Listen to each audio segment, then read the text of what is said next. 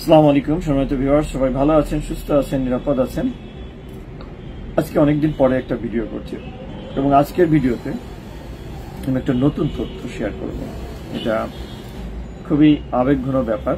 বিশেষ করে দ্বিতীয় বিশ্বযুদ্ধে জাপানি সৈন্য যারা নিহত হয়েছে এবং তাদের পরিবারের জন্য এটা আবেগঘন বিষয়। একই সাথে এই ঘটনার সাথে বাংলাদেশের সম্পৃক্ততা। তো আজকেই বাংলাদেশের বিভিন্ন মিডিয়াতে সংবাদটি এসেছে। সেটা হলো 81 বছর পর কুমিল্লা থেকে 24 সেনার দেহাবশেষ ফিরিয়ে নিচ্ছে জাপান। অর্থাৎ দ্বিতীয় বিশ্বযুদ্ধের পরে আজ প্রায় 81 বছর অতিবাহিত হয়েছে। এই সময় জাপান সরকার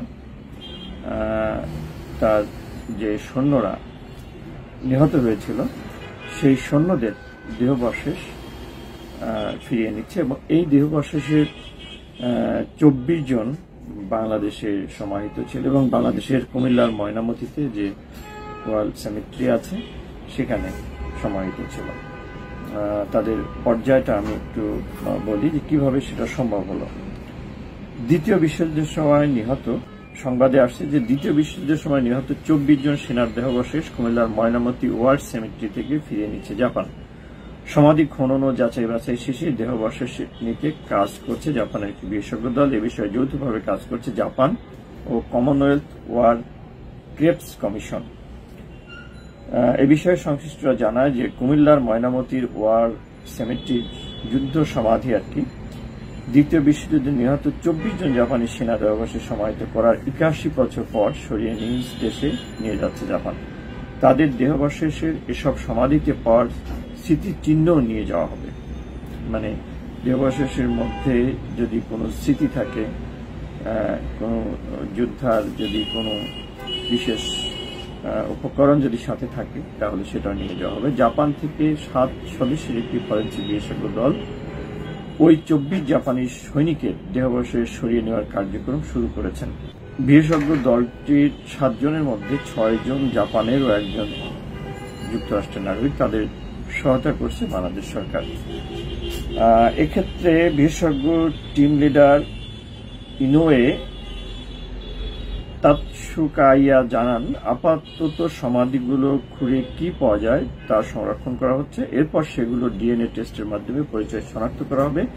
যেসব সৈনিকদের মরদেহ এসব সমাধিতে আছে তাদের পরিবারের জন্য সান্ত্বনা হিসেবে দেহাবশেষ নেওয়ার এই উদ্যোগ বলে জানান তিনি। এবং জাপান সরকার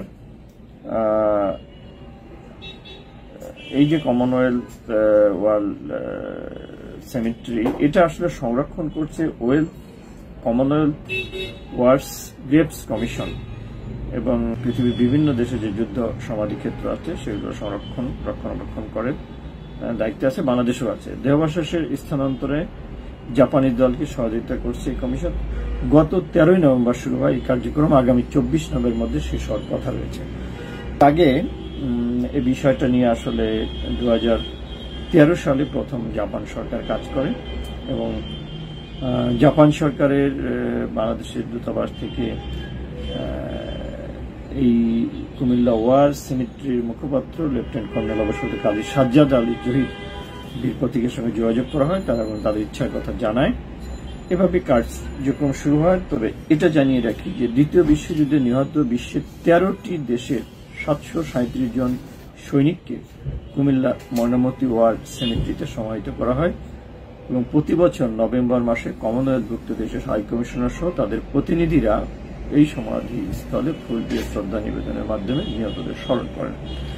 তো বাংলাদেশে দ্বিতীয় বিশ্বযুদ্ধের সময় আমরা জানি যে জার্মান এবং জাপান ছাড়া পৃথিবীর প্রায় সবগুলো দেশ আমেরিকার বলয় থেকে দ্বিতীয় যুদ্ধে লিপ্ত হয় এবং সেই যুদ্ধে আমরা জানি যে জাপান পরাজিত হয় এবং জার্মান পরাজিত হয়। এই যুদ্ধ চলাকালীন সময়ে জাপানের অনেক সৈন্য পৃথিবীর বিভিন্ন দেশে নিহত হয়েছে এবং যুদ্ধে যেহেতু জাপান পরাজিত হয়েছিল সেই নিহত সৈন্যদের তারা সবাইকে যে নিতে পেরে পরিস্থিতি পাল্টেছে এবং জাপান সরকার সউদ্যোগ হয়ে, অনেক দেশ হয়তো তা করছে না, জাপান সরকার সহোদ্যোগী হয়ে তাদের এই সৈনিকদের তাদের প্রিয়জনের স্মৃতি হিসাবে বা প্রিয়জনের আকাঙ্ক্ষার কারণে কফিনটাকে পেতে চায়। এটা একটা খুবই ভালো লক্ষণ এবং ভালো বিষয়। বাংলাদেশের জন্য তো বটেই, এটা একটা দেশপ্রেমের অনুকরণীয় দৃষ্টান্ত। শোনার তো বন্ধুরা ভালো থাকুন, সুস্থ থাকুন, বলো।